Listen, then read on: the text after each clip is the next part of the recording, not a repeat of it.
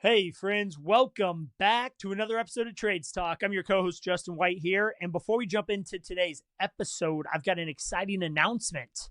The Disruptors online community is launching January 1st, 2025. If you guys want to be first in line, if you're interested in finding out more information and exactly what this community is all about, join the website. Go follow www.jwhitegroup.com. There you can sign up for the waitlist, find out exactly what's included with the Disruptors membership, how much the investment is, and all of those questions that I know you have. I am so looking forward to seeing you on the inside. Without further ado, let's get to today's episode of Trades Talk.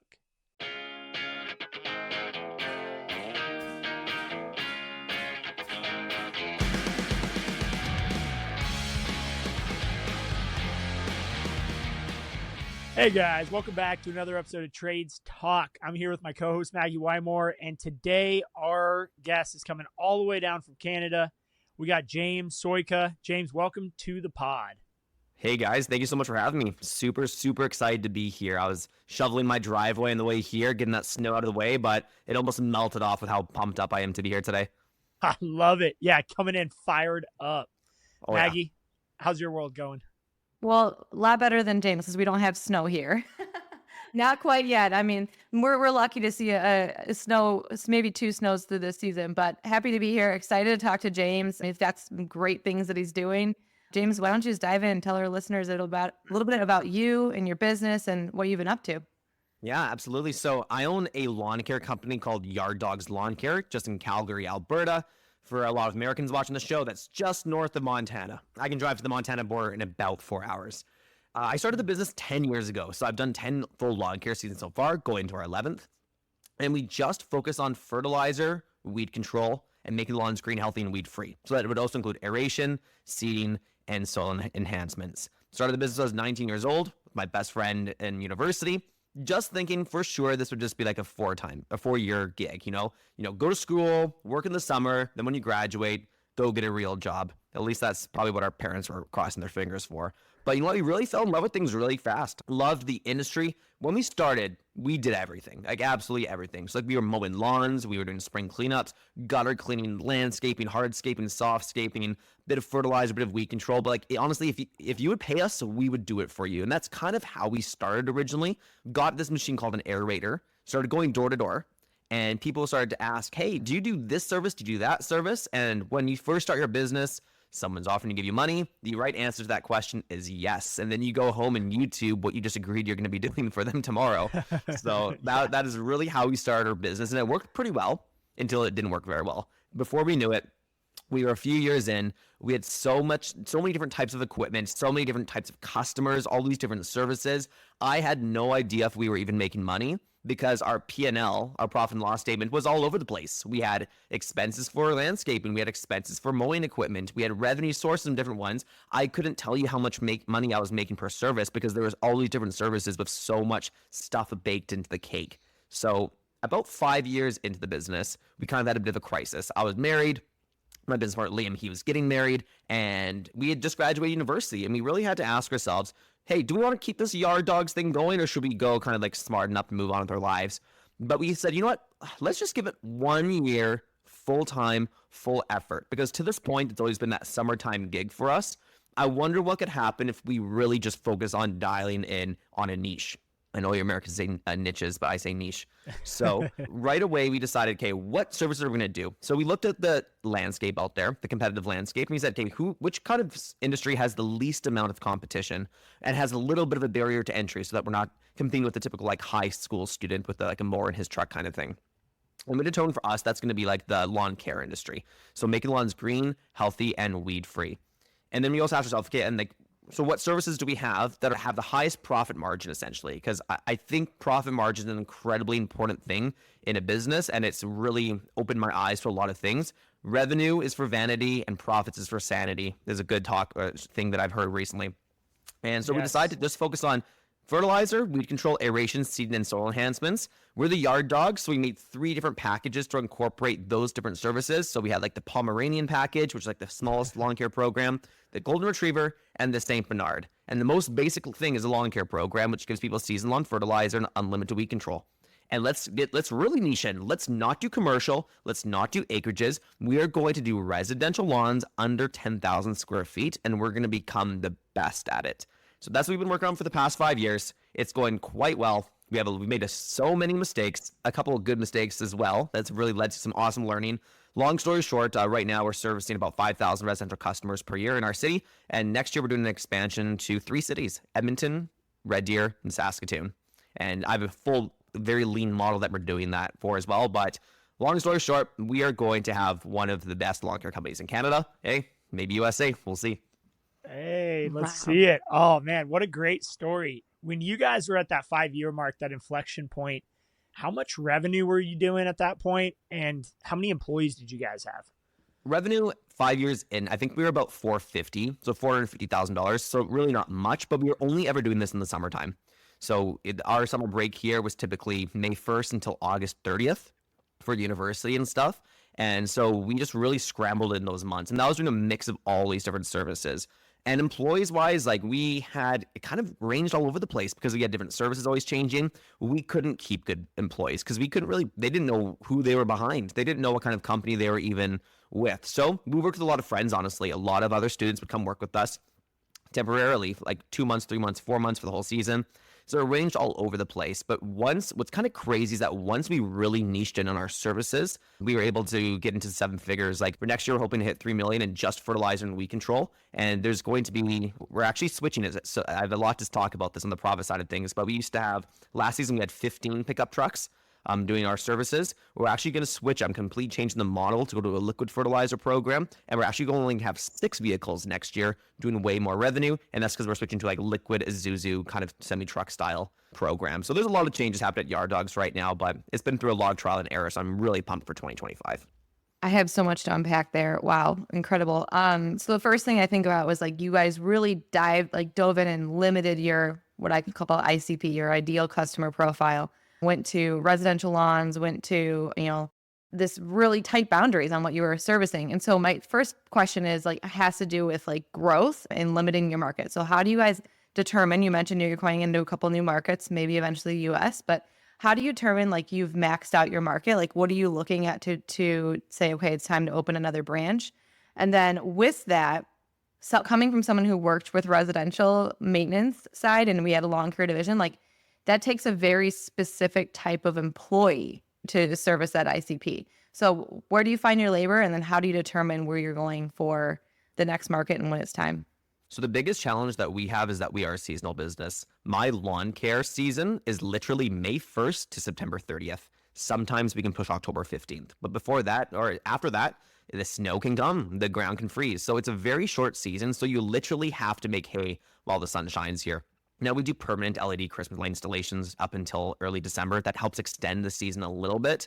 But we do a full shutdown December, January here. So like we are actually off like teachers for December and January, which is kind of sweet. And we actually have chosen to pay the key people at the company. They get paid during that off season because I've noticed very quickly that it is way better to overpay some really good people than to just kind of try to cheap out and have a whole bunch of like minions essentially with you. You got to make sure that you find the right people and hold on to them and pay them well.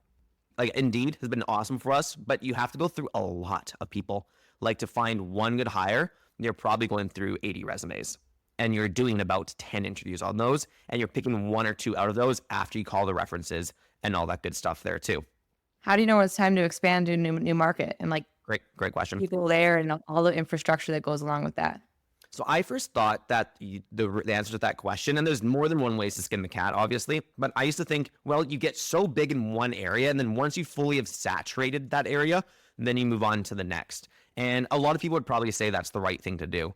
I don't totally subscribe to that, and the reason I say that is because there's no such thing as a mega McDonald's. There's no such thing as a McDonald's that does 10 million in revenue and has 18 drive-through lanes and everyone goes through it. The truth is their model, the average McDonald's does about $2 million in revenue per year, or on average. And the strategy isn't to make a bag of McDonald's, it's to take that cookie cutter, that franchise, that model, and do it again and again and again. I think the sweet spot for a Yard Dogs branch is actually closer to about $4 million per year. And here's why. If I'm going to go to the 10 million one single branch, I need a way larger shop because I'm going to have way more trucks.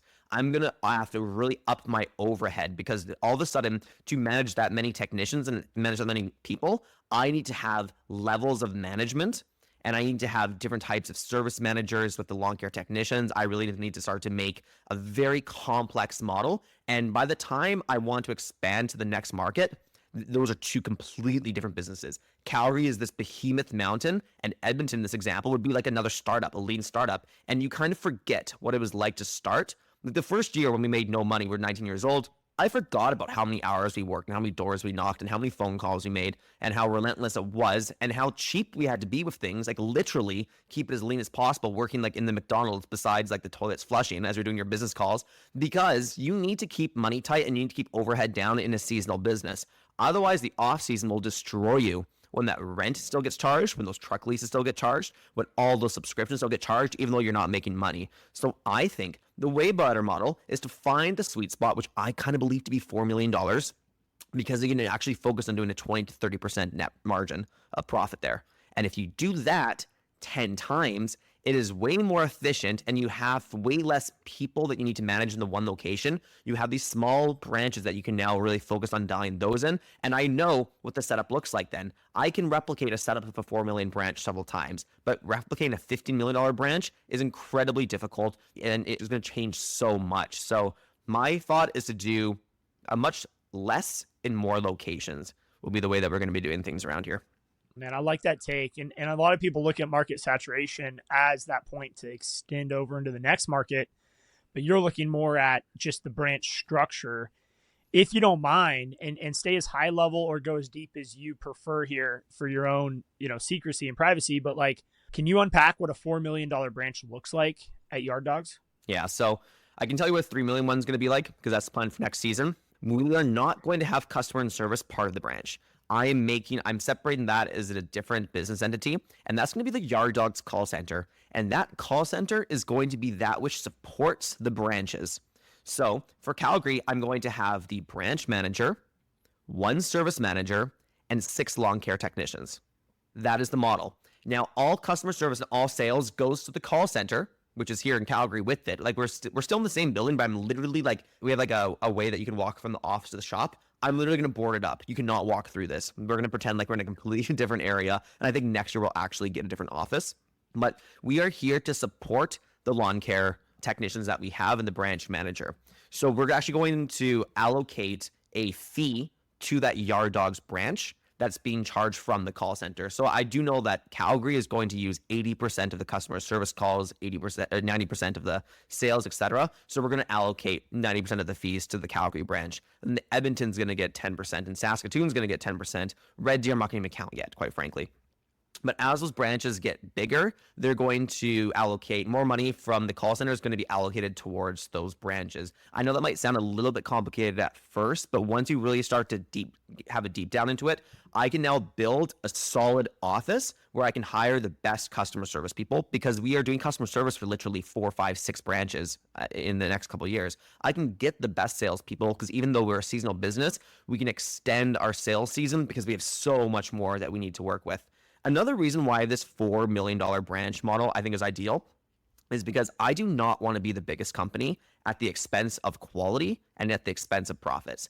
I would much rather have less customers paying us more money because we are the premium brand for lawn care services. And I want to do a great job. If there's a Yard Dog sign on a lawn, I want that lawn to look like a golf course. I want it to look absolutely perfect. But if I want to be the biggest company in town and I want to get that $10, $15 million branch, there's going to be a time where I'm going to need to really start to lower my prices. I'm going to need to really shell out the discounts, get these promotions all the time. And before I know it, I'm going to be away from my ideal customer, like we were talking about. The ideal customer, I know, chooses one of our 3 packages, and they don't ask for a discount because they are getting the best quality service, which means if there's a single problem on their lawn or if they see a single weed, we are back there in 48 hours to do a touch-up spray.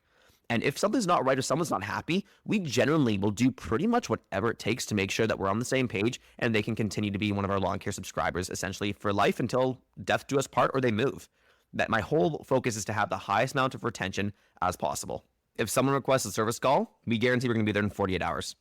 Now, that's something that we've been able to do as we really can create our route density. You obviously can't do that if you're one truck in one city at that point, but we're in the point of kind of in our industry, in our careers, where we have a truck in every single part of the city nearly every single day. So it's not too hard to add a job to that guy's route. But the big thing is that we've baked that into our price. We are a premium lawn care company. And if I was the cheapest company, I wouldn't have any uh-oh room, I like to call it. The higher the profit, the more uh-oh room you have to account for things, because problems will happen. Some people's lawns are harder to treat than others, and some people's soil is a little bit different, especially if they've been taking care of it or been neglecting it for the past little while. But when you're able to, if you go to a steakhouse and you're not happy with the steak and it's a nice steakhouse, they will quickly go get you a new steak. No questions asked, because it's not cooked to perfection, because they know the value of you coming back to that steakhouse again and again and again and telling your friends about it. I'm the same with lawn care. I want walking, talking promoters out there that use Yard Dogs as a service. And if somebody's not happy, I genuinely want to make it right for them, because I know the value, they've paid for our services. They could have done it themselves, but they chose to pay for it. I want to make sure they get an incredible experience that exceeds their expectations, because if I do that, they will happily stay a customer. Even though our competitors might throw them a nice offer to switch, they will stay with us because they remember the times that we delivered for them, even though we may have messed up. I'm not suggesting you be a perfect company. I actually think it's important to make mistakes, because otherwise you're not pushing the envelope a little bit.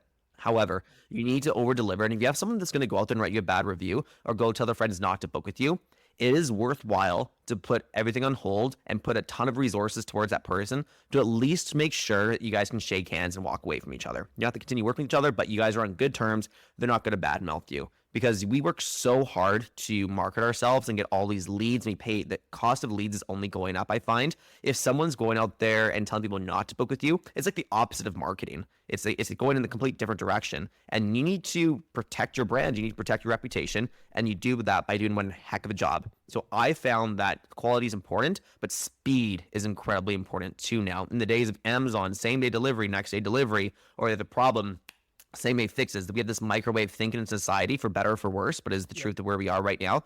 People wanted their weeds gone yesterday. So you need to get out there ASAP. And they are a subscriber of ours. Like, they're a lawn care program. Like, our services that continue year over year with them. They want to know that when they call, Yard Dogs takes care of it, and they can rest easy and not worry about it. That's huge. So much to unpack. And that is, you dropped so many bombs right there. The biggest one that I want to focus in on is this idea of customer retention and customer satisfaction. You seem like you're creating a cult-like following up there. I checked your reviews out. Dude, you got over 1,000 Google reviews. That's, I think, the most I've seen in the industry. Can you just maybe elaborate a little bit? How do you guys create such an amazing experience for your customers and then get them to actually go in and leave a review? So the big thing that I tell the guys is that when I first got a lawn care mentor, which, by the way, biggest hack for anyone's business, peer groups and mentors. If you don't have a mentor that has lawn care, landscaping, whatever business you're in right now, if you don't have a mentor that has done it before and is still doing it, or at least did it and has all the stories and processes, go find one and pay more than you can afford to get the right person. Because if there's someone, so my mentor, he was doing $30 million a year in lawn care when he was at his prime. And he was able to shave decades off of my life trying to figure things out. Because there's a good saying by, I think, Ty Lopez, of all people. It's like, anyone can be a millionaire by the time they're like age 120. Problem is, we all die when we're 80, kind of thing too. So like, it's all about the time. It's all about narrowing things down as much as possible and beating the learning curve, because the biggest tax we have to pay is our ignorant tax. Alex Ramosi says that if you make $50,000 a year and you want to make $1 million a year, it's costing $950,000 per year not to know how to make $1 million. I'm like, wow. So it's what I don't know that's the problem. It's the things that I don't even know are a problem that's the problem. What I know right now is so irrelevant. There's so much more to learn. And I think as people get more wisdom throughout the years, they realize how much there is that they actually don't know and understand, which is why building the team is crucial.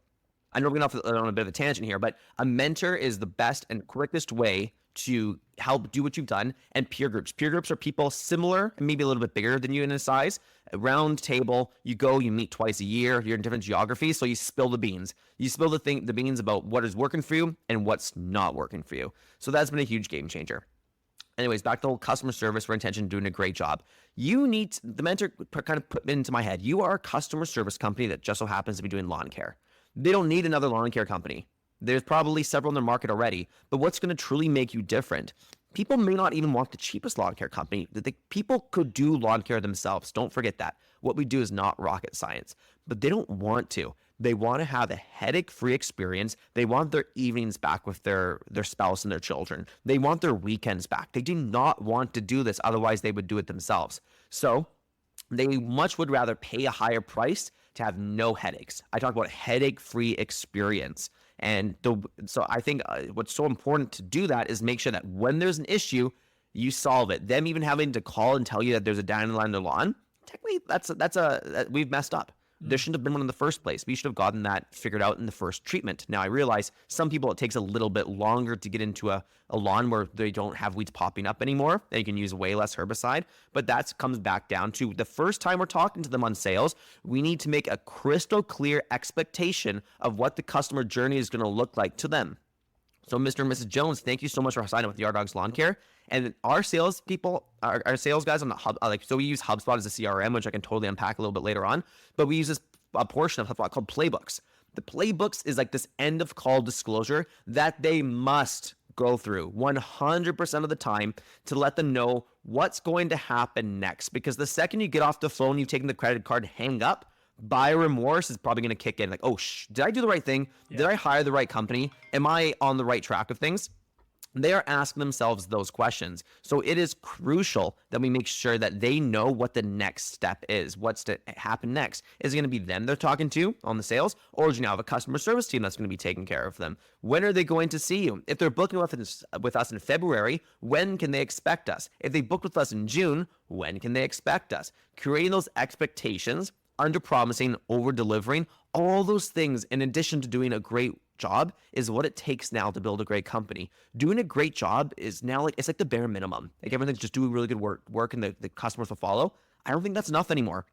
You got to do a great job and you need to communicate and you need to have touch points. You got to support your customers. You got to provide for your customers. You need to give them information, what they can do to have a nicer lawn. Tell them how they should mow your lawn if you want it to be mowed a certain way. Most people cut their lawns way too short. So tell them how long you'd like them to cut it. Most people do not water their lawns enough, and some people water their lawns way too much. Tell them what they can do to get the best ROI on their investment. So doing a good job, bare minimum. Now it's about making sure that they will be customer as yours for life, and you do that by making sure that this is the most headache-free experience possible for them. Wow, that's such good information there. Also a huge HubSpot fan here, big HubSpot Playbooks fan myself too. So love that. I think one of the things you said that's so important, and as consumers in general, I have a horticultural degree. I could go treat my own weeds, but I hire it out because, like you said, I pay for convenience and I pay for service. And so I think as business owners, a lot of times, like in people who are making these decisions, we need to experience the level of service that we want to provide. Maybe take away from it, hey, like I really enjoyed the fact that they not only left a door knocker with the instructions of, what to do with my lawn afterwards or how to take care of my pets, but then they did it via email and then it was also in my portal. So like the more that you experience it, the better you can be. And it sounds like, James, you and your company are just like top notch for that customer experience, and kudos to you for that. Well, we still have a long way to go until we have, I think the perfect retention would be like 93%. Because your customers come back every year. Because yes, people, they lose their jobs, truly a real thing. They move and they pass away. So, and sometimes they just want to break some things. So you'll never have 100%. But until we're at that 93%, we got to keep fighting. I wouldn't be surprised to, besides obviously people seeing your trucks, that one of the main ways you get business is through referrals. You know what? It's hard to know a lot of the time. One thing that we really need to do better at our company is figuring out what is the marketing source for the people that come in. Because people say, oh, I saw you on Google or I saw your Facebook ad. But like that might have been the seventh thing that happened. Like they may have saw a truck and they saw a sign and their buddy mentioned yard dogs and they are on Facebook, they saw it and then they type in yard dogs and they skipped the Google ad and they went to the SEO. Like it's so hard to find. So we really need to do a better job here figuring out where the heck are our customers are actually coming from. Because the only marketing that I believe works in our industry right now, like I'm not old school when it comes to marketing. I'm very about it needs to be digital. Because I've done the flyers and I've done the door hangers and I've done all those things, and I have never been able to make them work. They worked well when it was just me and Liam going door to door, don't get me wrong. But when you actually want to grow and scale a company, it doesn't fly, and it's incredibly hard to figure out the source where it comes from. So we do Facebook ads, like Meta ads for Instagram and Facebook. We do Google ads, and we do everything we can to be ranked number one in SEO. Those three sources are where we get the lion's share of all of our leads. But now you are right. A ton of people now say, hey, I saw your trucks. I've seen your signs. My buddy uses you. It's just hard to put a number on that sometimes. But I do believe truly that your brand is the fourth marketing source, the fourth marketing bucket that you need to work relentlessly on. And you can't build a brand for lawn care if you are out trimming hedges, because then people start to get confused. Oh, they are a hedge trimming company. Okay. But then they see you, plowing snow. Oh, they're a maintenance company doing for commercial lots. Oh, wait, they're doing fertilizer for like weed control. People get confused very quickly and very easily. So when you go to McDonald's, you can get a burger and fries and a milkshake. You cannot get a steak. You cannot get a ham sandwich. Like, it's very clear what you can and can't get. You go to Chick-fil-A, the menu is literally like 6 things. We're pumped. We just got our first Chick-fil-A here in Calgary 2 weeks ago. There's never been. I've always had to go to the States to get my Chick-fil-A, so that's no longer a thing. So I'm pumped about that. I actually was just got back from California, and my example I always use is In-N-Out, right? There's literally 3 things on their menu. That place is always busy. Like, they don't offer DoorDash. They don't offer all of these things. It's a very simple model, but it's always busy. So I love that for you guys. Talking about your marketing, being the model you guys are with smaller branches and trying to reduce overhead, is marketing something you do within, or is that something you outsource? SEO, we've always outsourced. There's a lot of things that go into SEO that I just don't have time to learn, and I don't think we're the best to learn that. Someone's been doing this for decades at this point. So we hire our SEO out. I mean, we pay generously to get number one on Google. And right now we're trying to get the other cities up way in advance, because SEO is a long-term play. There's no guarantee, but it's one of those things that you want to pay the bill every month and then eventually track how you get better. Facebook ads, we always did in-house. So especially the contents, like, I've tried going with marketing companies to do like your social media and stuff, but it just loses authenticity. Like, people are following yard dogs not because we're just posting pictures of green lawns. Like, that doesn't turn anyone's crank. But what does is seeing the team, seeing people in action, seeing the actual technicians smiling out there, the things that you can collect, the photos and the videos that you can collect in the field, and your customers and speaking to them, that is the personal touch they're looking for. So all Facebook and Meta stuff we do in-house. Google ads, we also do it in-house. Now, I'm not opposed to having those managed outsourcedly, but I do truly believe that no one knows your business as well as you do. So it is worth spending a relentless amount of time on YouTube and reading books. YouTube's better because books get outdated so quickly when it comes to this ever-changing Meta ads, Google ads, etc. But I'm looking for someone to help us manage our marketing, but no one's ever going to make the ads for us. If we're making a video, like a reel for getting people to buy a lawn care program, it's going to be our team. It's going to be our ideas doing the actual videos. And I spend a lot of my time doing that, especially. Yeah, I think that's the right way to move. And it's challenging for smaller businesses to do that. But like you said, it's not overcomplicated. You don't have to create some amazing reel that's professionally produced. It's just document what you guys do every day. That's what people want to see. Yeah, the outcome is nice, a green lawn, but let's face it, there's probably a lot of other businesses in your market that create nice green lawns. It's more than that differentiates you.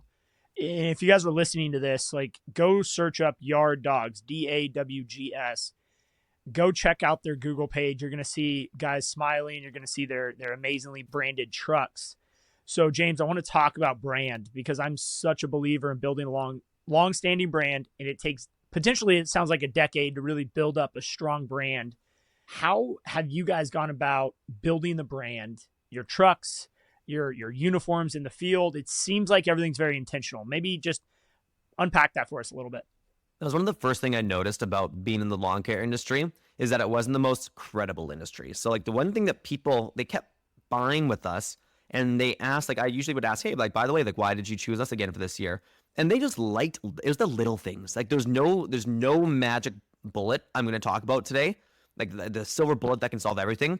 But it's these ton of these little golden BBs that really truly make a difference, that go towards your brand. So the way you answer your phone: good afternoon, thank you for calling Yard Dogs. My name is James. Who do I have the pleasure of speaking with? If everybody answers the phone that way, you are starting to work towards an excellent customer service brand. If your technicians smile, they stop their machines and smile and say hello to every single person that walks by the truck, even if they're with their kids, their dogs, by themselves, even if they have the AirPods on, you say hello, that starts to build a brand. You have every truck washed every single day with beautiful decals on them, with a dog on top of the truck. Those small things start to build a brand over time. Then all of a sudden, people think, when they see the dandelion on the lawn, they think, oh, that company, oh, Yard Dogs. I remember those guys. And they're the ones that call, and guess what? They don't shop around in price, because people will actually pay more for the perceived likelihood of achieving what they're out to do. So a company that has, like, you're right, we have 1,100 5-star Google reviews on our page.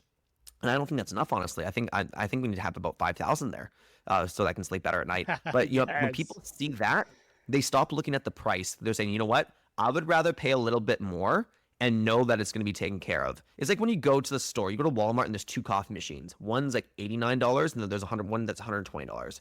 You can't help but sometimes wonder, like, some people choose the cheaper one, don't get me wrong, but a lot of people say, I don't know. I feel like I just want something that's going to last a little bit longer, make a smoother cup of coffee. I'm going to pay a little bit more. That's like why one of the richest men in the world owns, Louis Vuitton, Burberry, all those brands. A Louis Vuitton jacket is not warmer than one that you can buy at Walmart. It might, in my opinion, not even look that nice. But why do people spend $5,000 for one and have a hard time spending $30 for the other? Brand. And they've built a brand, and they've built a prestige. Now, for Yard Dogs, I'm not saying like it's going to be a beauty contest with that Yard Dog sign on it, but maybe it kind of is. Like, if you really focus on making lawns as beautiful, green, and healthy as possible, when you have that sign on their lawn, there's a bit of pride associated with that. And people buy lawn care because it's probably the home's first impression. We've all seen that beautiful house with a crappy lawn. You can't help but wonder, something's up with that family. Something's up with that house. But you see that kind of that modest home with a beautiful lawn, you're like, you know what? They take care of themselves. There's something about that family. They got their ducks in a row. So our technicians, they treat every single lawn like it's their grandmother's lawn. That means on Friday afternoon, you're putting the hose away, and you saw back there 2 minutes ago, you saw a dandelion that you missed, and you know that you missed it. And it's the end of the day. You could get home. You'd probably get away with it. They probably wouldn't call it's one weed sort of thing too. But the right thing to do for grandma is to roll that hose back out and spray that lawn and make sure that you do not miss it. And that comes down to making a choice. That's why we pay our technicians very generously. We pay them on performance so that they are doing a very good job at an efficient pace. But you can't take shortcuts, because if you go back for a service call, that's actually free. So we don't get paid. Our technicians don't get paid for the service calls, but they don't need to do service calls if they did everything right the first time, about 99% of the time. Performance-based pay, that's something, Maggie, we've heard a lot on this podcast, and it seems like it works. So tell us a little bit about your team when it comes to, if you can, I'd love to pivot to that. You seem like great customer service, great brand. Let's talk culture. You're putting all the pillars together. What does your onboarding process look like, and how do you get these systems from concept to action in the field? Because I've seen so many great plans not get put into play because they don't have the right onboarding. They don't have the right culture. So how do you go about that? It's got to be I'm sure it's systematic. Yeah, so we adopted the EOS system from Traction. Yep. If anyone doesn't know what I'm talking about, read the book Traction by Gino Wickman. It's a great business. It says you should be 2 million or above to implement it. You can start earlier. You just might not do everything that's in the book, and you do it on your own spin. But essentially, what that book comes down to, not to do it injustice by putting it into a nutshell, but determine your company's core values. Everyone that's ever worked at your company that's worked out, and everyone that's ever worked at your company that didn't work out, there was some sort of core value they had or didn't have that changed things. And just like when you're looking for like your spouse, or like, that you're going to marry, essentially, you have some core values deep down that really truly matter. So like, you might not care. Like, I don't care if my wife prefers ketchup or mustard, but I do care about, does she want to have children or not? Like, that's a big core value that for me, I wanted to have children. So I wanted to make sure that when I found a woman, she wanted to have children too. So you have core values at your company. The small things don't matter. Like, do they brushing with that brand of toothpaste? Those kind of things don't matter. But what does matter is, do they show up? Do they believe that showing up on time is important? Mm-hmm. Do they believe that doing a great job every single time is important? Do they believe, what are those core values? Pick them out. Like, we have 5 here at our company. One of them is committed to excellence.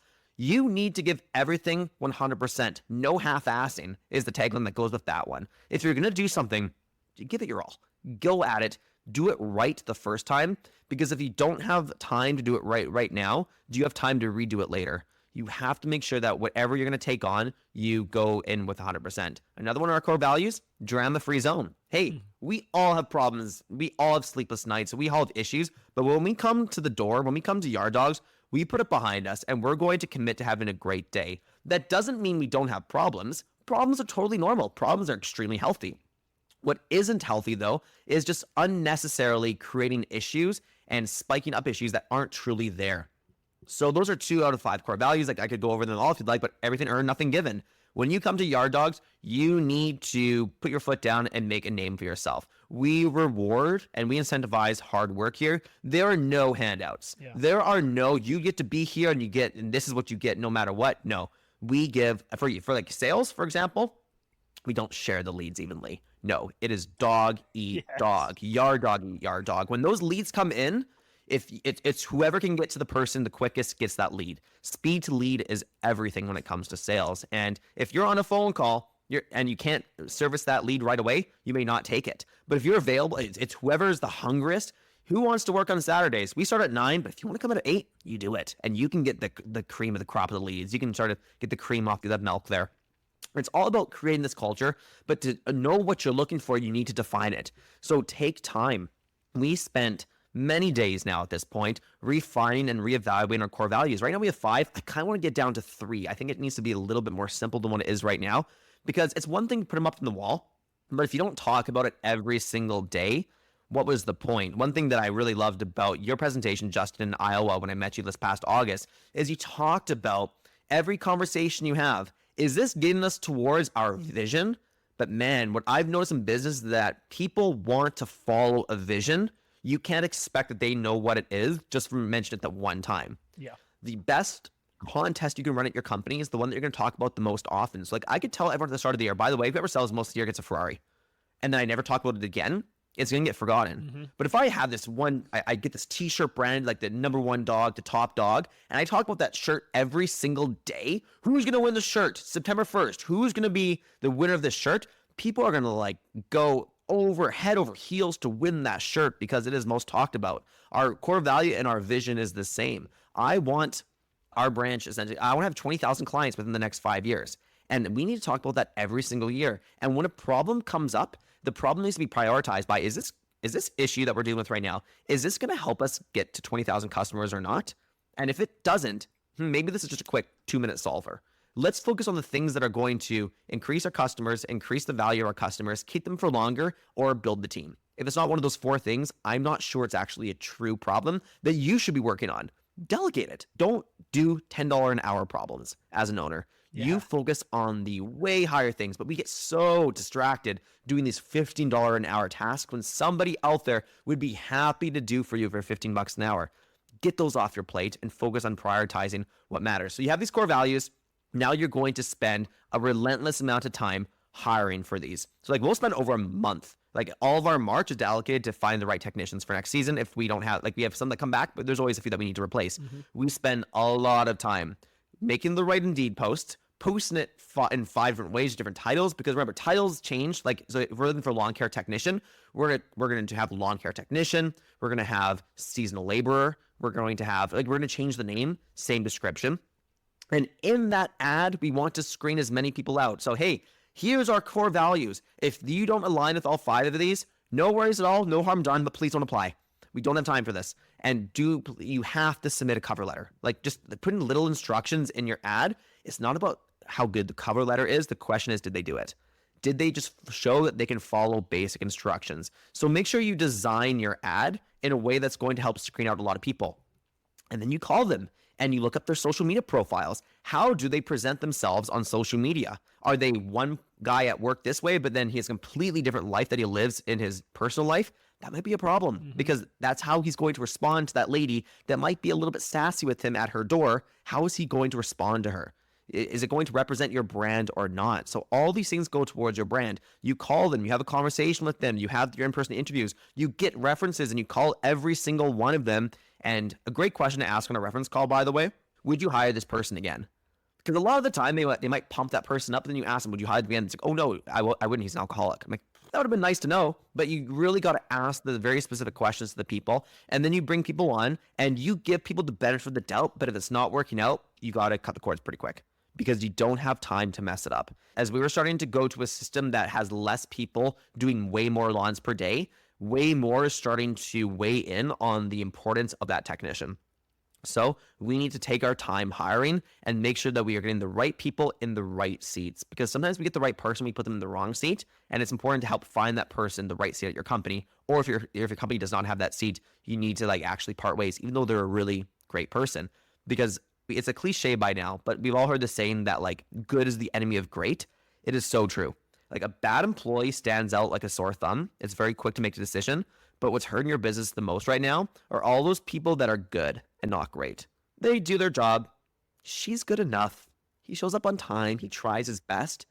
But we are not going to become a great company by having average Joe sitting in those seats.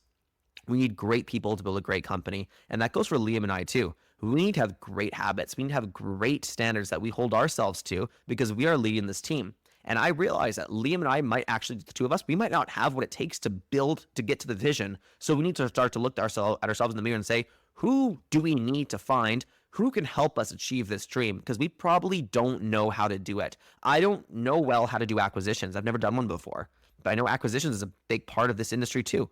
I need to search relentlessly for someone that can help me with that. And that's something that I'm spending my time focused on right now as well. Looking at your blind parts and getting the right team is probably the most important part of your brand. Whenever people say brand, they think of, oh, the marketing, like the way the website looks. And yes, that's true, but the people is where it all starts. So getting the right people in the right seats with the right core values that are going to treat that lawn that they're doing right now, even though it's number 30 of the day, like their grandmother's lawn, the interaction you have with someone on the phone, because like I realize that when we're talking on the phone with people calling in, it might be your 50th call of the day, but it's the first call for that person. That person has not talked to anyone that day. So treat that person like they are gold, because they are gold. We do not have a business without our customers. So treat them like $1 million every single time. Before you know it, people are going to start to say, hey, you have a great brand. What did you do? And honestly, it was all those thousands of things that you've been doing the past few years that you're relentless about.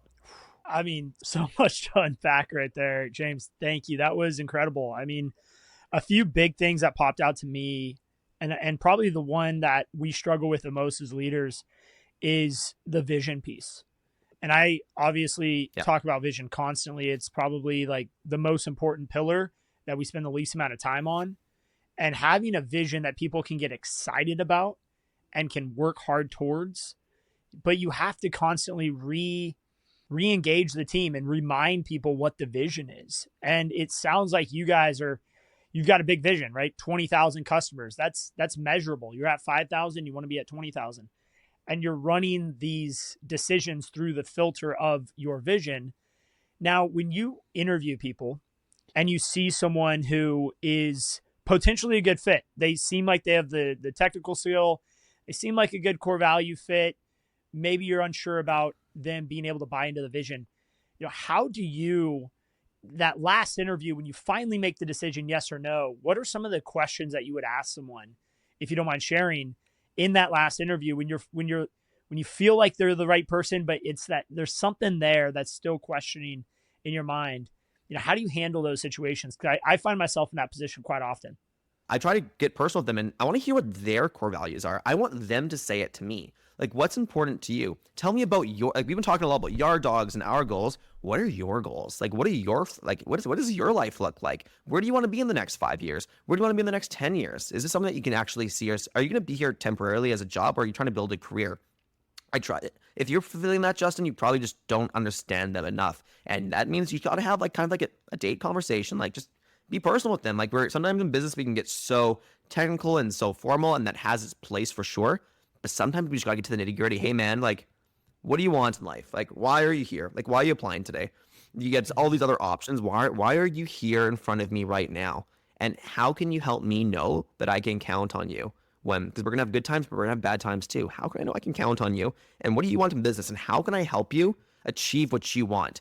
Because if you can help them and get what they want, they will fight for your company. they will work those 10, 11, 12-hour days when it's really hard. And when it's like 40 degrees Celsius outside, they will bend over backwards for you because you are helping them achieve their goals. A good story I have is that I had this one team member that's been with us for a while. He's coming into his 4th year now. A big thing the guy told us a couple of years into it is that he was struggling with debt. He had these bills that he was really trying to pay off and he could just never get ahead. And he had these collection agencies calling him. He was scared. He didn't know what to do. So like we took the time to actually, hey, let's go over all these one by one and let's make you a plan of life. Let's get you out of this. Let's get you like how can I help you? Now, I'm not saying I'm going to write you a check and just clear that away from you. No, how can I help you solve this problem? How can I teach this man how to fish? Hey, let's start by calling the collection agency. And let's tell them, listen, I will never be able to pay off this amount, but here's what I can do. And here's the increments that I can do it in. And we worked with that individual and surely and slowly, we actually got rid of all that debt without having to give him more money. We gave him more opportunities. We gave him more abilities to earn more income because everything here is earned, not given. But we empowered him to start to slay his own dragons in his life. And as a result, he is a warrior going out there every day for Yard Dogs because he buys into the Yard Dogs brand because he'll work hard for us because he knows that we're going to work hard for him. So just get to know guys more on a personal level. Yeah. God, I love that story. So you mentioned mentors earlier and people helping you. It seems like you're applying that same methodology to your team and helping to mentor them with your knowledge and your expertise. And I'm sure your partner's doing that as well. I mean, that's a great example of that. And how do you find the time for that? Like, do you meet with your team one-on-one? Do you meet with them monthly?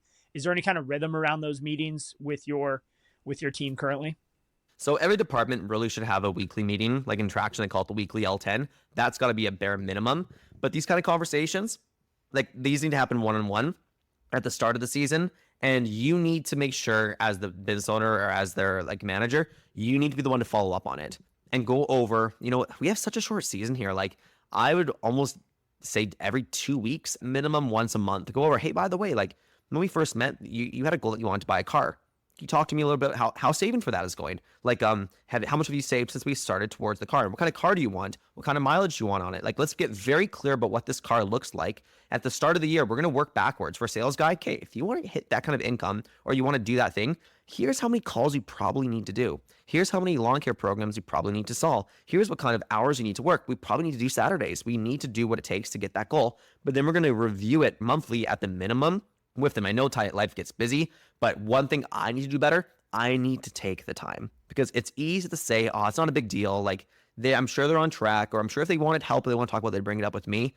No, it's like division. If we're having 20,000 customers is only possible with a solid team. So if I'm taking care of the team and I'm taking the time to really check them with their lives, like another story that kind of just came to my mind is that there's one person in the company, he's kind of on the fence about coming back next year. And I was trying to figure it out, like why? Like why is it like 100% I'm in for next season? And was it the money? Was it like the opportunities and stuff? The answer I got from him is like, you know what? I want help in my personal life. I want more support. I want more direction. I want more vision in my life. And I just don't know what the right move is. So that really kind of hit me like a bag of bricks. Like, wow, like we always think it's all about the money. Like, I'm going to pay you more, do more work, get out of my face kind of thing. Like, no, like everyone has their own life that they're trying to achieve, their own goals. And we need to figure out what those are. And we need to figure out, can we actually help them? You know if it's the right hire if you actually know that your company's going to help them achieve their goals. If you can't help them achieve their goals, then it probably isn't the right hire. And it doesn't mean that you guys are bad people or bad company or he's a bad person. It just means you're not a good fit for each other. And that's cool. Maybe you can help them find the right fit for them. So I just find like we can get cold sometimes. We can get so like business as usual. We got to get that personal touch back. We have AI and we have all these systems coming in that are depersonalizing things. And all those have tools. Those have major consequences too. We are a people business. We're a customer service company that just so happens to be doing lawn care. When people call in, the best way to stop someone that's calling in that want to cancel is just to be a human being with them. Hey, Mrs. Jones, yeah, I totally understand what you're talking about. Like, you know what? If that happened to me, I would be frustrated too. Like, here's the thing. Here's why I think this happened. But I just want to apologize. I want to make it up to you. Can you give us a second chance? That script saves tens of thousands of dollars a year, almost hundreds of thousands of dollars a year, just by like owning up to a mistake, showing the personal side. Like, hey, you know what? Yeah, I'd be pretty pissed off too if we actually said we're going to be there that day and we didn't show up. I don't know what happened. I'm going to try to figure that out. But you know what? I dropped the ball. I'm sorry. can I get another chance? I'll make this up to you. This doesn't happen all the time, but it's obviously happened, and I wouldn't be happy about it either. Just get down to earth with people. We've lost that in business. Get down to earth. Something I wanted to touch on that you spoke about was the interview process and like how you find out what's important to them during that step. And, what I've actually seen, I talked to a business owner about this at a conference a couple weeks ago, and they're known for their culture. And so they actually structure it so that during the interview process, they have one interview that is just completely around exactly what you're talking about, like talking to the person like a human, not even necessarily about the job, the role that they're interviewing for, the functions, or how they're going to be graded that. It's just like, what's important to you? Like, really, it's a core values interview. And that gives them a perspective of what they're going into, because, not every company is for every person too. And I thought that was really interesting, like to set up your interviews like, okay, maybe the production manager is the one who focuses on like, can they efficiently do the job? But like as the owner or the visionary, your whole job is just like, are they going to hurt my company by coming after my core values or not? Just an interesting thought. I don't know if is that how you structure things, but the second piece I wanted to talk about, what you touched on, was AI. And I think AI can depersonalize a lot of things, but it also can help you personalize things.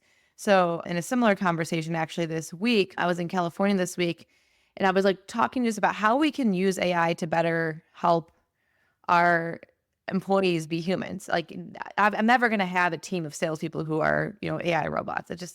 That's not who I am. And that's not what the values of my company are either. But what you can do is like take the notes from your conversation with them, put them into AI and say, hey, can you put time on my schedule 6 months out to check out how they're doing towards buying that car that they're trying to buy. And like using the tools like that to take the human conversations and then put it back on your radar to follow up on those things.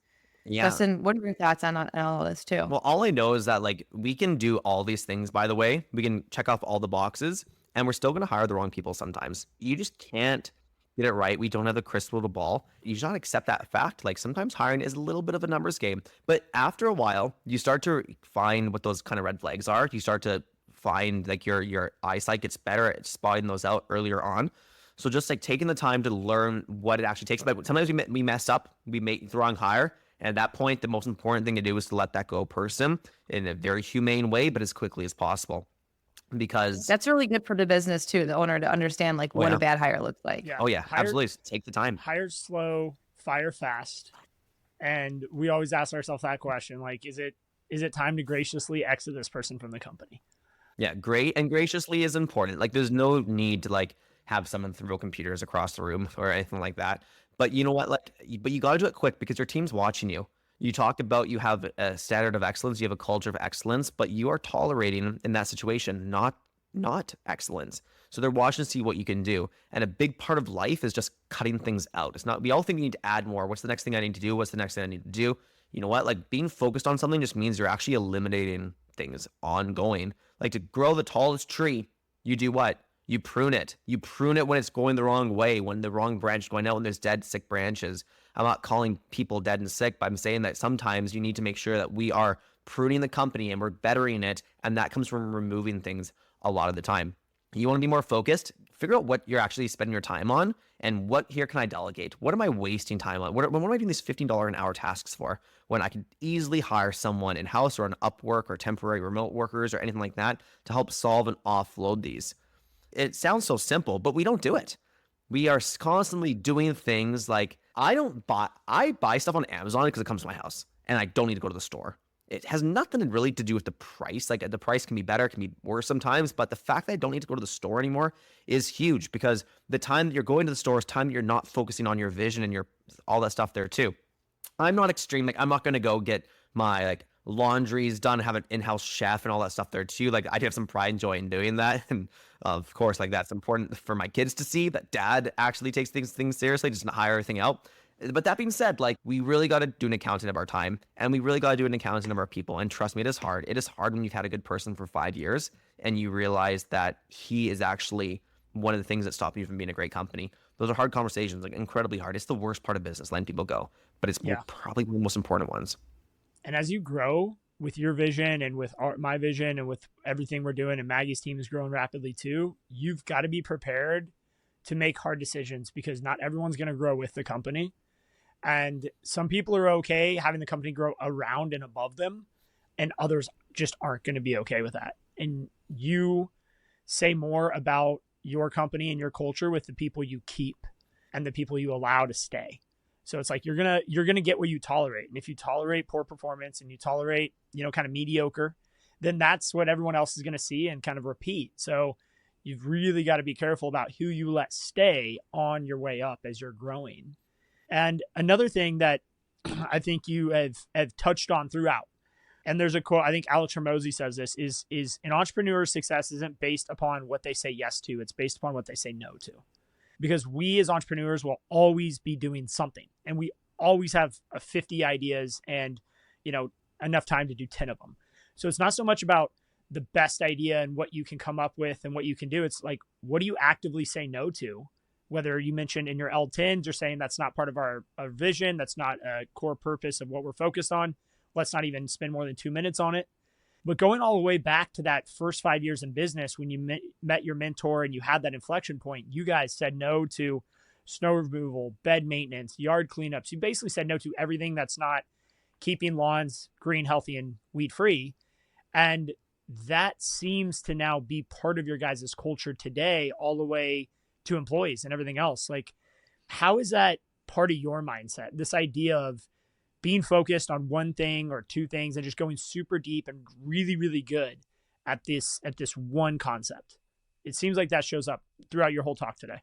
The more I've been in business, the more I think it's important. The more important it actually is, I've noticed. And we all think distractions is going to look like a monkey with cymbals coming in the door. Oh, that's a distraction. Get rid of that monkey quick. But no, it's always these opportunities. It's always the wolf dressed in sheep's clothing.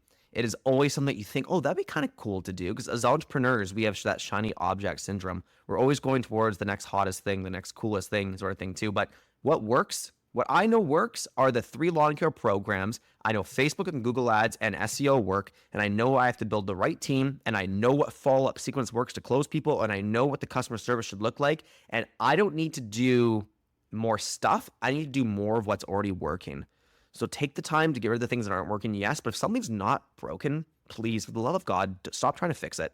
Us entrepreneurs get I got to just make things better. Do you have to make it better, or do you have to do more of it? And that's a big question to ask ourselves all of the time. Let's not do that new thing, because if we're going to get 20,000 customers, we need to just do a lot more of what we've already been doing. There's no secret we haven't tapped into. There's no way to make some things better. And while that could be true, maybe we just need to do a lot more of what we've already been doing. So let's knock on more doors. Let's do some more calls. Let's get our Google ads in more places. Let's spend more. Let's increase our budgets during the lawn care tsunami when all the leads come in. Let's just do more of what's already working and realize that those distractions, they always look pretty good. But unless it's, I keep saying it, unless it's going to increase customers, increase their value, keep them for longer, aka reduce their churn, or build the team, build the brand, it's not worth pursuing. Get it out of shut it down. No, we are not going to get a cold plunge downstairs, guys. This is not going to help move the needle forward. Let's just focus on what we know is best. Now, one thing I actually have a question for you though, Justin, is that when we're talking about the vision, we're talking about goals, company goals. Let's say you put a 5-year goal out there. Do you change the goal if you start to become off track on it? So let's say in 5 years, I want to be at $10 million per year. Year 2, what happens if I'm way ahead of the schedule or I'm way behind? Am I going to change that 5th year goal, or is it in concrete and I need to figure it out? It's a great question. I think it depends on where you're at. So I think if you're ahead of schedule, you need to increase the goal because you get what I call the we've arrived syndrome. And so it's like if you're running a marathon and you're trying to achieve the marathon, you're halfway through, but you're way ahead of your time, you're going to kind of slow down a little bit in the second half. And it's the same thing. You see this in football. You see this in hockey. When sports teams gets way ahead, they go into halftime feeling great. They come out in this lazy defensive position, and you see guys lose major games because they go from trying to score touchdowns to just defending the other team. So I think you have to be careful of this we've arrived syndrome. And if you're going from, let's say, 2 million to 20 million in 5 years, and in year 3, you're at 15 million, well, you need to change that goal, because otherwise your team's going to start to go into lazy mode. And they're also going to start looking around saying, is there enough room for vertical development in this company if we're only going to grow another 5 million in the next 2 years after we just like 10x'd in the last 3. So I think it's okay to update those 5-year targets. And also, as you go towards it, your 5-year goal becomes a 3-year goal. So on an annual basis, we really ask ourselves that question. Does our 10-year goal need to be updated? Our 5-year goal, our 3-year goal? Obviously, we update the 1-year goal every year. And we ask ourselves that question. I mean, are we behind? Typically, if we're behind, I'm not going to change the goal. I'm going to ask ourselves, how can we accelerate going into the second half of the game to get, if we only scored two field goals in the first half, how do we score 3 touchdowns in the second half? Because although the input and the amount of time we had the ball is the same, we just weren't scoring touchdowns. So we only have 6 points. We can go and have the ball for less time and get 21 points. So I think there's it's almost like this unbalanced approach in some ways of input and output. And sometimes people don't understand that the first 3 years is all about building the foundation, and the second 2 years is all about the actual final growth. It took our company 30 plus years to get to 10 million, and it took us 3 years to go from 10 to 20 million. And that type of compounding movement is something people underestimate. So if you're ahead of goal, make it bigger, but don't do it in just the sense of like overwhelming your team. Do it as a collective agreement. If you're behind goal, figure out ways to leverage your team to get there. And maybe you gotta change some people out, change some players out at halftime, bring in a new quarterback, bring in a new running back, whatever you got to do. That's my take on it.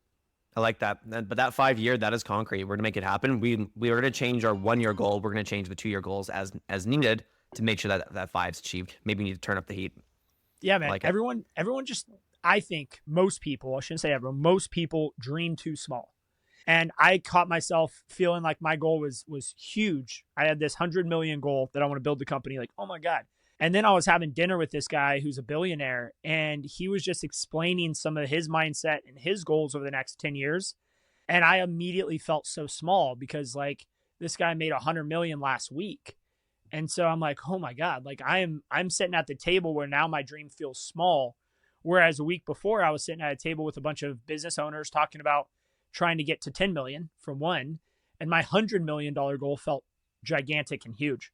So you mentioned peer groups and community. Like sometimes it's the people you surround yourself with enable you to think bigger, grow bigger, and build those goals. And then, man, serendipity and affirmations will help fill in the rest. Now, hard work is 100% a core principle of any achieved goal, but you got to surround yourself with the right people. Absolutely. And I love that. I've come to notice it's not like the 5 people you hang around. It's the 5 people you compare yourself to. Like, it doesn't really matter. Like, if you're with them, obviously you might compare yourself to them, but like, you're right. Like you thought 100 million's big, and it is big. Like, it's big to me, but to another guy, it's like, that's lunch money. And like, how can we like surround ourselves and compare ourselves to people like that? Like, it's insane. We all think way too small. It's also really important. I want to caution everyone on this. James and I are talking about, really pushing ourselves, right? In this idea of comparing ourselves to huge billionaire kind of people. You've really, the core purpose that you have to focus on is compare yourself to who you were yesterday. Compare yourself to who you were a month ago. Compare yourself to who you were a year ago. And your target should always be a multiplier of yourself a year ago. And where you want to be should always be a multiplier where you are today. I think it's healthy to compare yourself to other people to push you, but it can work in 2 ways. You can get depressed and defeated, or you can feel like you're on top of the world because you're comparing yourself to your high school buddy who has worked at the same company for the last 20 years and has never owned anything. So I just think it's important to compare yourself to who you were. But also, if you want a little bit of extra push, go find that mentor who's already done what you want to do tenfold and compare yourself to them today. And just be careful with that because it can be overwhelming sometimes. And look at all the features. Like, sometimes you'll have someone you really want to aspire to, but you might not aspire to all their life. Maybe you aspire, you're proud of the business the business they built's pretty cool, but if their family fell apart in the meantime, what was the point? Like, pick and choose. I have this one uncle, love him to death. I love his family advice, but I would never take business advice from him. And I have opposite people in my life. They great business advice, but please don't talk about how to raise my kids because I think there's an issue there. So yeah, absolutely. Pick and choose, but compare yourself to who you were yesterday, not to who someone else is today. It reminds me of the Matthew McConaughey speech. I don't know if you guys know the legendary speech he gave. He said his hero is himself in 5 years. Yeah. And so like who you're chasing, I'm chasing myself in 5 years. So, all right. Well, thank you, James, for a fantastic conversation today. How we wrap every show is we ask our guests for a trades secret. So this is something that you have inherently learned through your experience, not something you typically find, in a book or pawn off somebody else, but something that you have learned as you've grown in the business and the industry. Do you have something you want to share with our listeners? I have a pretty big can of worms to open. You guys are open to hearing about it. Oh, let's do it. Love it. Let's get into it. Something that completely changed my business and is still changing my business, that I'm going to continue this tool. I'm going to keep using it until I can't use it anymore, is HubSpot. So HubSpot is a CRM that we use to get more leads and turn those leads into customers and nurture the customers that we have. We use 2 CRMs in our business, but that is the one that we use to really nurture leads and nurture our existing customers. It's not what we're using for our routing. It's not what we're using for our credit card processing. If we could, I would, but it is not built for that. But HubSpot, like, where do I even start? It's the way that we do our follow-up sequences. It's the way that we build our website. It is the way that we essentially, all the communication that our company has goes through HubSpot to the people that we do, and it helps create personal conversations at scale. It allows us to do thousands of emails per day, but have it look incredibly personal. It allows us to follow up automatically with the leads that we're already nurturing. It allows us to see overhead views of our pipelines. It allows us to have a solid ticket system so that all customer service, it can be streamlined and that no ticket gets left behind. It allows us to be super efficient on our computers, and it allows us to be super efficient with our goals. You're getting it clear for everyone, creating dashboards, all that good stuff. This is not sponsored by HubSpot. I have nothing to do with them affiliation wise, but it has been a game changer for our business. And I attribute, if I didn't have a solid data system with solid data integrity, I would not have any idea about how many customers I have. I would know where my leads have come from. So that has just been, HubSpot is an awesome software that just helps you manage all the contacts. So for example, let's say I've serviced your lawn for 5 years and you take a break and you cancel your services with me. A traditional business would never talk to that person again. But on HubSpot, I can have a very specific life cycle for that person and know that every year I'm going to do a follow-up call with my canceled call next year people. And it is now a huge pipeline that is free to call. I don't have to go pay Google again for this lead. It's already someone in my database. And I can now work that lead every single year and try to get them back on par. It is way cheaper to keep existing customers and work previous customers than to go get new leads all the time. Garbage in, garbage out. And HubSpot really helps you identify what that garbage is so that you can have very clean systems, know your contacts, know your data, and just manage the communication with every single person at your company. I mean, Justin knows that I love when the trade secret revolves around technology because I live in the technology world, and I too am a huge HubSpot fan. So, when I was on the green side, on the landscape side, I used it day in, day out to help manage the residential side of our business. So fantastic context there. And to go back to something that you touched on earlier in the episode, you pay for the quality you're going to get. HubSpot is not the cheapest CRM out there. So I think it's really important to focus on, James didn't just say, go get a CRM. He spoke of us on specifically HubSpot because, with the bigger ticket item comes bigger ticket amenities. And so I think that's important to touch on because a lot of landscape companies would probably go look at HubSpot and be like, well, I'm not paying that for a CRM, but it pays for itself. The ROI is there. Exactly. And we're talking like $2,500 a month. Like, it's a lot of money. Again, that's different for every company. It can be higher, it can be lower. It doesn't have to start that high, but like, it is a lot. But that's a bill I'm happy to pay because I saw the ROI every single month. I'm curious, do you know what your total spend on technology is as a percent to your revenue? It's a great question. I was actually just thinking about this for ourselves. I asked my controller next year, what's our technology budget? It's a lot bigger than it was last year. So that. Yeah, I can tell you like the average, not just like any industry, not just trades, the average is between 2% and 3%. I know I work for a technology company and we're well over that. We're almost up to like 4 or 5%. But I'm curious to know for people who use technology what theirs is. Yeah. And that number is only going to be going up, I'll tell you that. And actually, it could be higher. That's just me thinking of a couple of things here. If I actually took the time to go through it might even be higher than that. And it's going to have to go higher. I'm like, the companies that are growing, like yourself, Justin, like yourself, James, like they're the ones spending money on technology. So we'll have to have you back, James, because there's so much more to talk about in your vision and what you're doing. It's amazing. Well, guys, thank you so much for having me. It's a pleasure speaking to you from the cold, white north, and I had a lot of fun doing this. Thanks for all the work you two are doing. Thanks for getting this information out there, because I recently attended and I saw you, Justin, at the NALP, National Association of Landscape Professionals, and my favorite part of that conference is just meeting some like-minded people. And I think we all have such great information to share. We don't need to hoard our information, hide it from the world. Like, there's so much. The pie is so big out there. And something I'm doing can really help you, and something you're doing can probably really help me. So we can only help each other, build each other up. Amen to that, brother. Well, that's a great way to end it. Guys, thanks for tuning in. Another episode of TradesTalk in the books. All right, guys, that's another episode of TradesTalk in the book. Thanks so much for listening to the entire episode. Maggie and I do this as a passion project. So if you have a chance, please hit the subscribe button, share with one friend, and leave us a review. It goes a long way. And if you know any guests that you want to have on the TradesTalk podcast, make sure to reach out, send us a DM on socials, or get in touch with us. All right, guys, have a great rest of your day.